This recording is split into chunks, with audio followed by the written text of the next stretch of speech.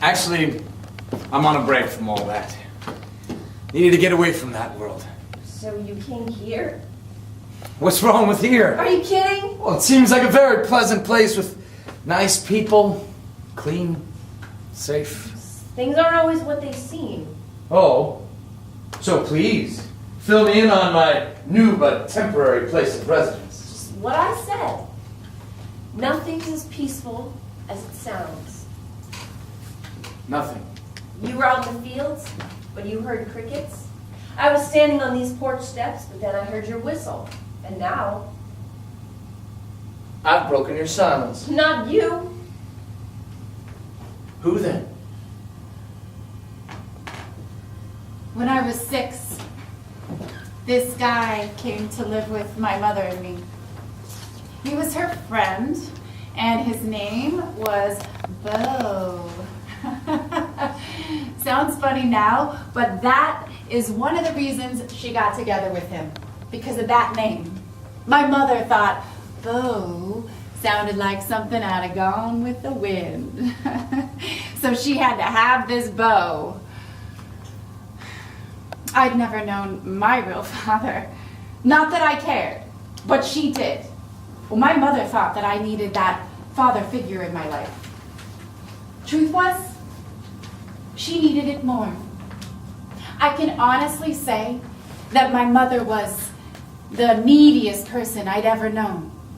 She needed attention and approval, constant approval, and love. Or at least knowing or listening to someone tell her he loved her. And that's what this Bo gave her. It was cool at first. I didn't really notice him very much.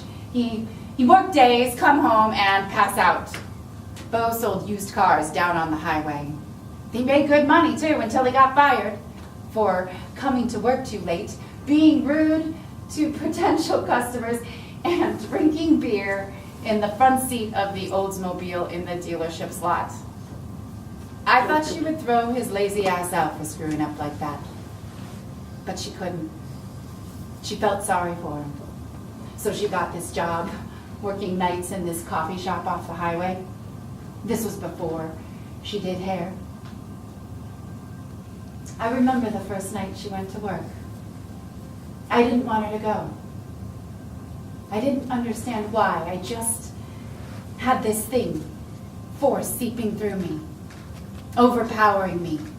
It was like something bad, terrible would happen. And I couldn't speak. I couldn't move. I felt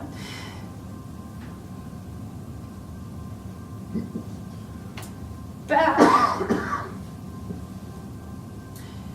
It's the kind of bad that crawls up into your throat, paralyzes you until you're just standing there and you become nothing. Perhaps this inability to communicate protects us in a twisted way. Or at least it gives us the notion we're being protected. It hides what's happening. And maybe at that time, we are unable to see or hear or speak about what's really going on. Because it's the bad that's so terrible.